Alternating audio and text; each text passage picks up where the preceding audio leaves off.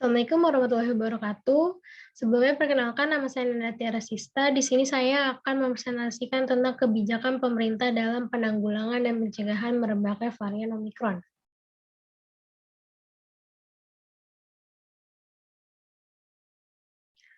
Awal munculnya varian virus Omikron. Pada November 2021, di Afrika Selatan ditemukan ciri yang tidak lazim pada sampel uji coba untuk virus corona, di mana sebuah gen hilang dari struktur genom normal virus corona yang biasanya ada. Menurut para ahli, varian Omikron tampaknya sudah muncul sekitar awal Oktober. Urutan genetik ini ditemukan di banyak virus lain, termasuk virus penyebab flu biasa, di mana Omikron membuat dirinya dapat menghindar dari serangan sistem kekebalan manusia. Kemudian mengakibatkan rekombinasi virus, di mana dua virus berbeda dalam sel inang berinteraksi sehingga timbul salinan baru yang mengandung materi genetik dari kedua jenis virus tersebut. Di sini terdapat pembeda antara varian Omikron dengan varian virus COVID-19 lainnya, yaitu varian Delta. Dapat dilihat gejala yang terdapat pada varian Omikron relatif berbeda dengan gejala yang terdapat pada varian Delta. Perbedaan selanjutnya yaitu menggandakan dirinya 70 kali lebih cepat dibanding Delta. Menurut WHO, COVID-19 varian Omikron ini lebih menular dibanding varian lainnya termasuk Delta. Kenapa? Karena Omikron ini berkembang pada suatu jaringan yang melapisi saluran pernafasan. Omikron juga mencengkram sel lebih erat serta menahan beberapa antibodi.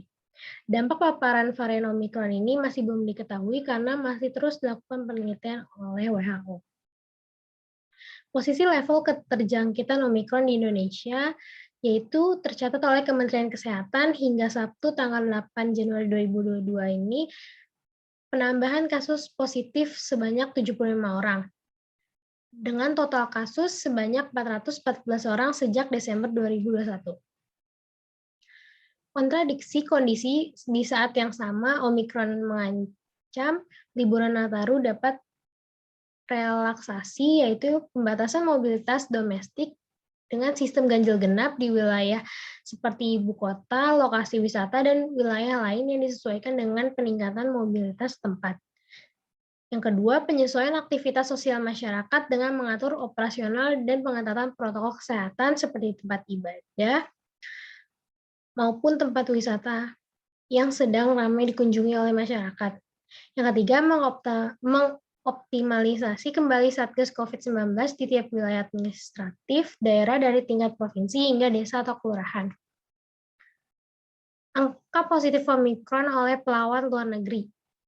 Kasus Omikron paling banyak berasal dari Turki dan Arab Saudi. Dinas Kesehatan mencatat ada 407 kasus COVID-19 varian Omikron hingga Senin 10 Januari 2022. Dari jumlah itu, 86% atau sebanyak 350 kasus adalah pelaku perjalanan luar negeri. Sedangkan 57 lainnya adalah transmisi lokal. Tingkat kasus positif COVID-19 untuk kedatangan luar negeri di tanah air sendiri mencapai 13%, sedangkan kasus positif transmisi lokal mencapai 0,2%. Berikut kasus-kasus Omikron di Indonesia. Seperti pasien pertama COVID-19 Omikron, yaitu salah satu tenaga kebersihan dari Wisma Atlet Kemayoran.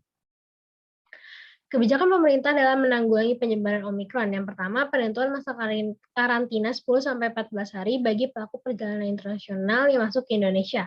Yang kedua, Direktorat Jenderal Imigrasi memberlakukan larangan masuknya orang asing yang mempunyai riwayat perjalanan mengunjungi wilayah Afrika Selatan, Botswana, Namibia, Zimbabwe, Lesotho, Mozambik, Eswatini, dan Nigeria dalam kurun waktu 14 hari sebelum masuk wilayah Indonesia. Yang ketiga, menangguhkan sementara pemberian visa kunjungan dan visa tinggal terbatas bagi warga negara yang telah disebutkan di atas.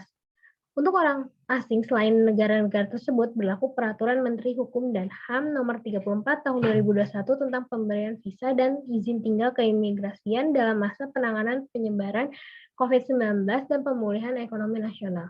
Sekian presentasi dari saya, terima kasih.